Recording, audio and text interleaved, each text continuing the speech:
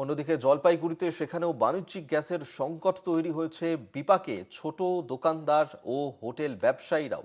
Gas না পাওয়াতে উদ্বেগে ব্যবসায়ীরা, বাধ্য হয়ে বেশি দামে কিনতে হচ্ছে গ্যাস। জলপাইগুড়িতে সেখানেও বাণিজ্যিক গ্যাসের সংকট দেখা দিচ্ছে এবং বাণিজ্যিক গ্যাসের ক্ষেত্রেও যেভাবে দাম বৃদ্ধি পেয়েছে, যার কারণেই বিপাকে পড়ছেন ছোট থেকে বড় ব্যবসায়ীরা এবং সেক্ষেত্রে গ্যাস না পাওয়াতে উদ্বিগ্ন ব্যবসায়ীরা বাধ্য হয়ে বেশি দামেই তাদেরকে কিনতে হচ্ছে গ্যাস।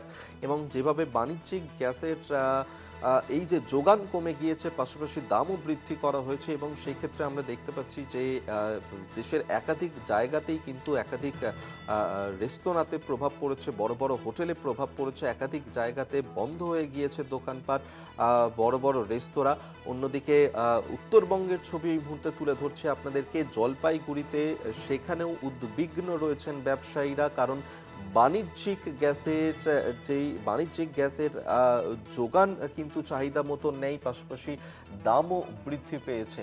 এই মুহূর্তে সরাসরি আপনাদেরকে জলপাইগুড়িতে নিয়ে যাব। কৌস্তব এই মুহূর্তে আমাদের সঙ্গে রয়েছেন প্রতিনিধি। কৌস্তব, এই যে সংকট তৈরি হয়েছে, যার প্রভাব আমরা দেশের বিভিন্ন প্রান্তে দেখতে পাচ্ছি এবং বাণিজ্যিক গ্যাসের একদিকে দাম বৃদ্ধি পেয়েছে, পাশাপাশি চাহিদা অনুযায়ী যোগান পাওয়া যাচ্ছে না, যার কারণে ছোট থেকে বড় ব্যবসায়ীরা তারা সমস্যায় পড়েছেন। তুমি এই মুহূর্তে জলপাইগুড়িতে রয়েছে, সেখানকার ব্যবসায়ীরা কতটা উদ্বিগ্ন?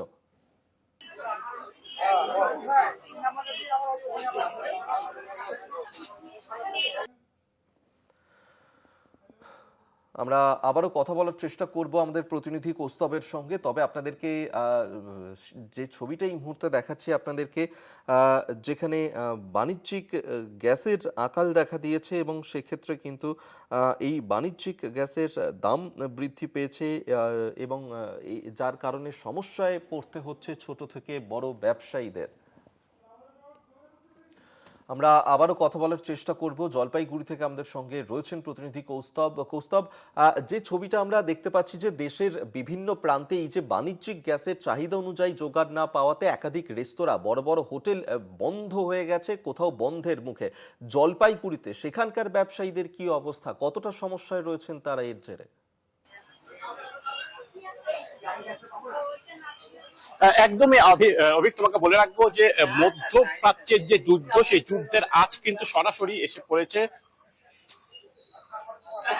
কৌস্তব, শোনা যাচ্ছে?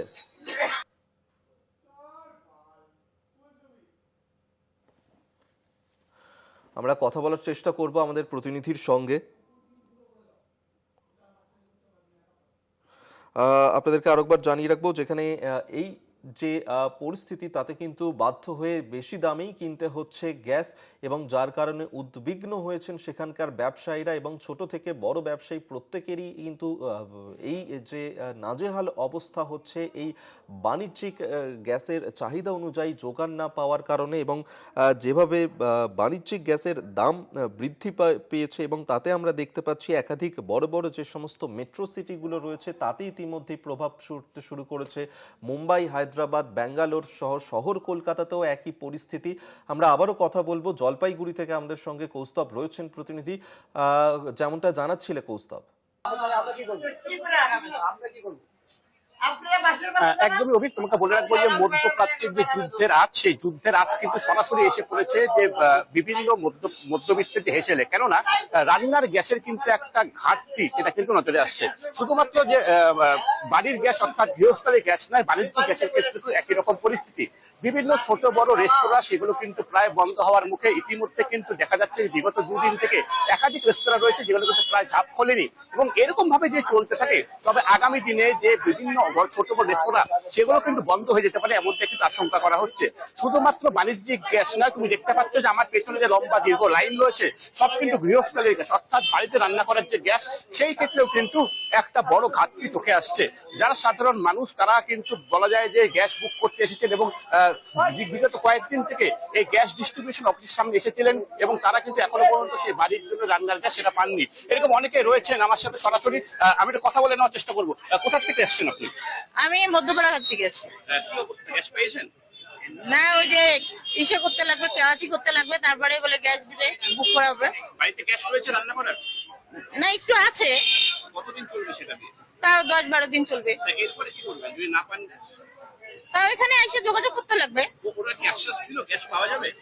হ্যাঁ বললো, বলে মনে করে এখানে আসো, দেখি আমরাও চেষ্টা করবো। একদমই তুমি দেখছো যে বিগত কয়েকদিন থেকে কিন্তু জলপাইগুড়ি জেলার বিভিন্ন যে গ্যাস ডিস্ট্রিবিউশন অফিস, সেই অফিসে কিন্তু ছবিটা ঠিক একই রকম। এখানে দেখতে পাচ্ছ যে আমার পেছনে প্রচুর মানুষ রয়েছেন যারা কিন্তু দীর্ঘক্ষণ লাইনে দাঁড়িয়ে রয়েছেন।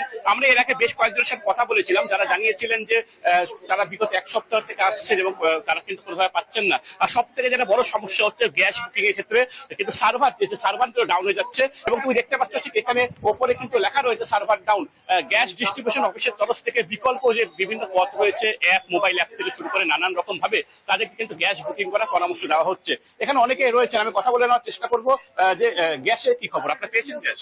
না কেওয়াইসি টা করা নেই, ওটা করে নেব। তারপর মানে কি এমনি এমনি বুকিং দিছিল, বুকিং হয় বুকিং হচ্ছে না? হচ্ছে তো যোগাযোগ করলেন অফিসে এসে? এখন আসছে কি বললো এখান থেকে? না, এখন যোগাযোগ হয়নি, এখনই আসছে। কথা বললো? হ্যাঁ, কথা। মোটামুটি গ্যাসের যেরকম একটা সিলিন্ডার একটা অমিল এরকম একটা অভিযোগ পাওয়া যাচ্ছে। পাশাপাশি গ্যাস বুক করতে গেলেও কিন্তু যে সার্ভার ডাউন থেকে শুরু করে কেওয়াইসি আপডেট, নানা রকম সমস্যার সম্মুখীন হতে হচ্ছে সাধারণ মানুষকে। পাশাপাশি বিভিন্ন যে বাণিজ্যিক গ্যাস, সেই বাণিজ্যিক গ্যাসও কিন্তু অমিল। সেই ক্ষেত্রে অনেকেই জ্বালানি কাঠের দিকে ঢুকছে, তবে সেই জ্বালানি কাঠ সংগ্রহ এবং কিনে আনার ক্ষেত্রে কিন্তু অনেক রেস্ট্রিকশন রয়েছে। কাজেই এই গ্যাসের যে সরবরাহ, সে বাণিজ্যিক ক্ষেত্রে হোক কি গৃহস্থলীর ক্ষেত্রে, সব ক্ষেত্রে যদি স্বাভাবিক না হয়, আগামী দিনে এই পরিস্থিতি কিন্তু আরো অনেক জটিল হতে পারে, এমনটাই কিন্তু মনে করা হচ্ছে। অভিক।